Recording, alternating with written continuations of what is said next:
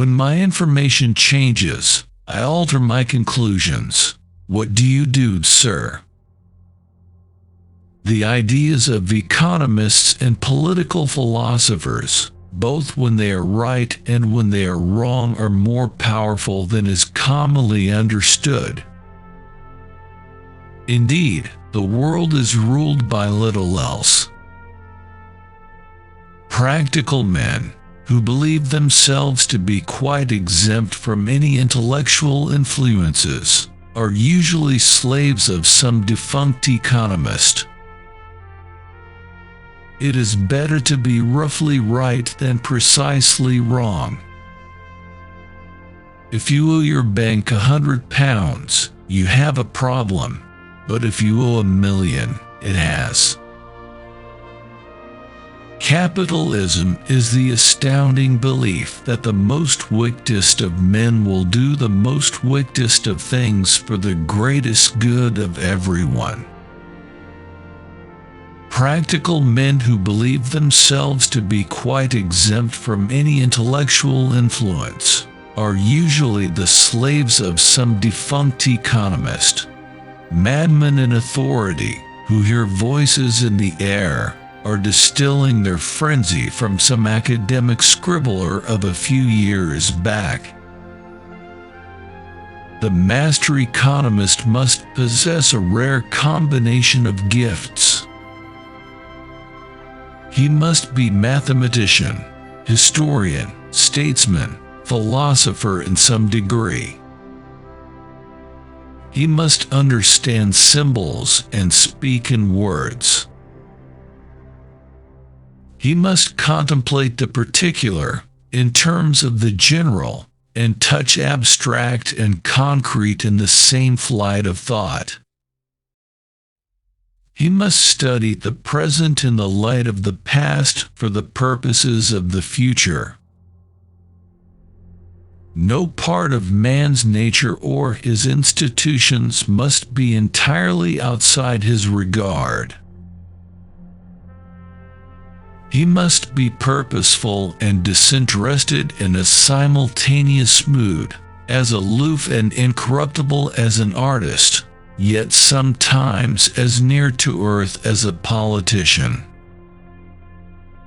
The political problem of mankind is to combine three things: economic efficiency, social justice, and individual liberty. Words ought to be a little wild, for they are the assault of thoughts on the unthinking. Markets can remain irrational longer than you can remain solvent. The difficulty lies not so much in developing new ideas as in escaping from old ones. When the facts change, I change my mind. What do you do, sir? When the final result is expected to be a compromise, it is often prudent to start from an extreme position. Ideas shape the course of history. Worldly wisdom teaches that it is better for reputation to fail conventionally than to succeed unconventionally. But my lord, when we addressed this issue a few years ago, didn't you argue the other side? He said, "That's true, but when I get more evidence I sometimes change my mind." What do you do? Too large a proportion of recent mathematical economics are mere concoctions, as imprecise as the initial assumptions they rest on, which allow the author to lose sight of the complexities and interdependence of the real world in a maze of pretentious and unhelpful symbols.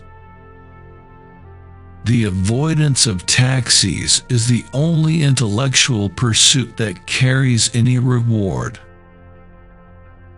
When the capital development of a country becomes a byproduct of the activities of a casino, the job is likely to be ill done. Newton was not the first of the age of reason. He was the last of the magicians, the last of the Babylonians and Sumerians, the last great mind that looked out on the visible and intellectual world with the same eyes as those who began to build our intellectual inheritance rather less than 10,000 years ago. By this means the government may secretly and unobserved confiscate the wealth of the people, and not one man in a million will detect the theft. The businessman is only tolerable so long as his gains can be held to bear some relation to what, roughly and in some sense, his activities have contributed to society. A study of the history of opinion is a necessary preliminary to the emancipation of the mind. In the long run, we are all dead. How can I accept the communist doctrine, which sets up as its Bible, above and beyond criticism, an obsolete textbook which I know not only to be scientifically erroneous, but without interest or application to the modern world? How can I adopt a creed which, preferring the mud to the fish, exalts the boorish proletariat above the bourgeoisie and the intelligentsia, who with all their faults are the quality of life and surely carried the seeds of all human achievement? Even if we need a religion, how can we find it in the turbid rubbish of the red bookshop? It is hard for an educated, decent, intelligent son of Western Europe to find his ideals here, unless he has first suffered some strange and horrid process of conversion which has changed all his values.